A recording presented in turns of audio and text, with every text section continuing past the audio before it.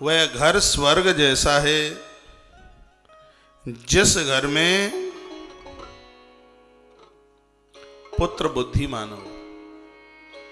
सानंद सदनम सुतास्तु सुधीय। पुत्र हो बुद्धिमान, आज्ञाकारी हो,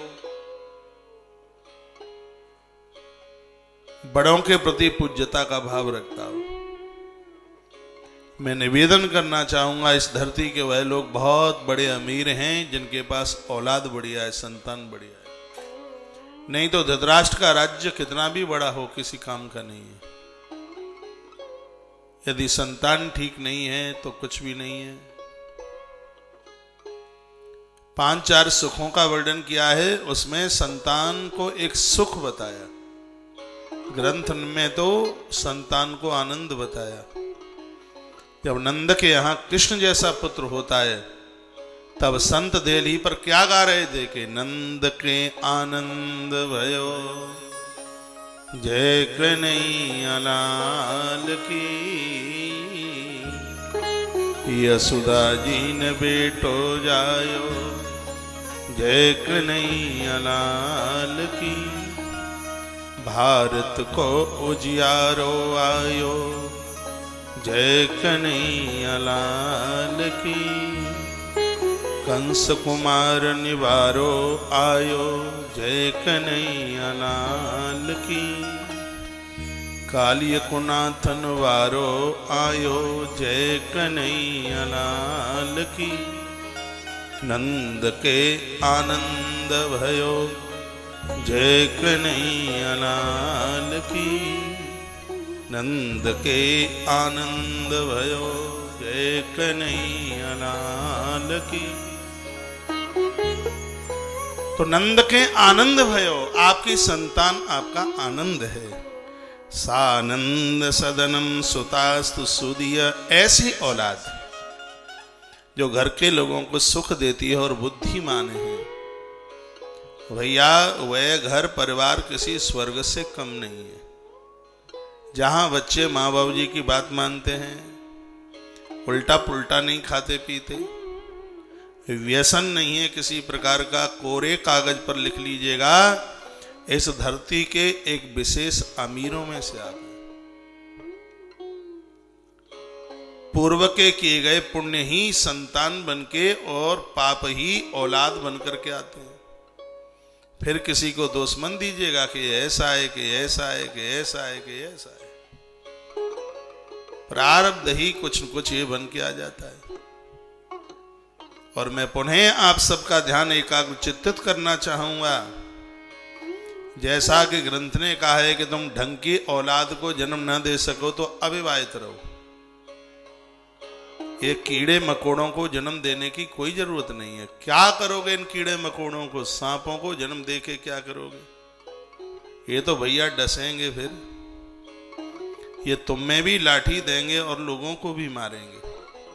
ऐसे ऊंट पटांग इन कीड़े मकोड़ों को काई को जन्म दे रहे हो? रसखान और वो बाबा तुलसी कहते थे, रहीम और भी काफी संतों ने पुत्रवती जुवती, हमारे बाबा तुलसी कहते हैं पुत्रवती जुवती जगसोई रघुबर भगत जासु, नहीं तो नतर वांझ बलवाद बयानी। ऐसी बढ़िया संतान को जन्म दे पाए तो वांझ रह जाए तो ज्यादा बढ़िया। एक ज्वारी तो नहीं पैदा होगा, एक डाकू तो पैदा नहीं होगा। इसलिए क्या सुंदर लिखा है, सानंद सदनम सुतास्तु सुधीय। जिनके घर में संतान बुद्धिमान है, भगवान का धन्यवाद करो। परमात्मा ने आपको एक बहुत बड़ा रत्न दे दिया है। आपको औलाद बढ़िया मिली है, संतान बढ़िया मिली है। आप बड़े भाग्यवान हैं।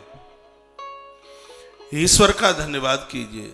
जिस घर में संतान ढंग की है, बढ़िया है, उनके लिए स्वर्ग घर में है। बिन के लें तो हरिद्वार, काशी, वाराणसी, सिगरे घर में चल के आ गए। आज कितनी बड़ी दुविधा की बात है, 10-10 साल के बच्चे शराब पीते हैं। रात को मैं फोन सुनता हूं ना आपके, आप कहते हैं महाराज जी इतना बिगड़ा हुआ है, बस पूछो ही मत। हम कहते हैं जन्म तो तुम नहीं दो, काय को दो ऐसो जन्म, पहले सोच लेती। मलूक संतान को जन्म देती।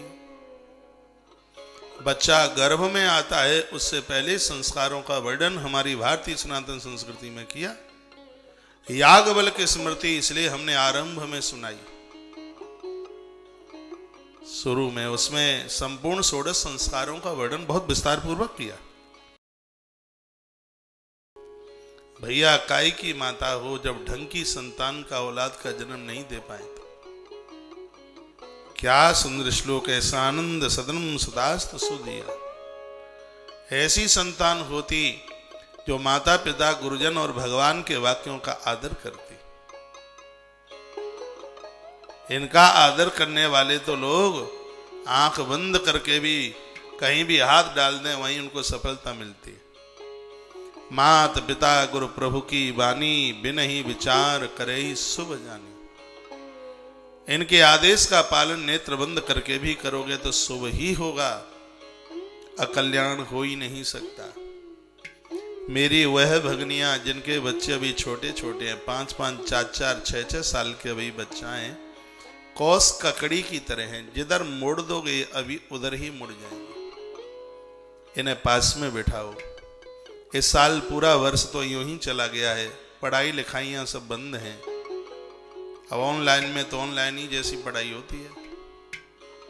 इनको अपने पास बिठाओ, इनसे हृदय की बात करो। बच्चों को पूजा पाठ में बिठाओ, धार्मिक किताबें, पारमार्थिक बातें, पूर्वजों की कथा, और ये टेलीविजनों पर चलती हैं कथाएं, ने बहुत बड़ा असर पड़ेगा इनके ऊपर। अभी छोटे हैं, आप जिधर बदलोगे ये उधर ही बदल जाएंगे, उधर को ही चल पड़ेंगे। छोटे हैं।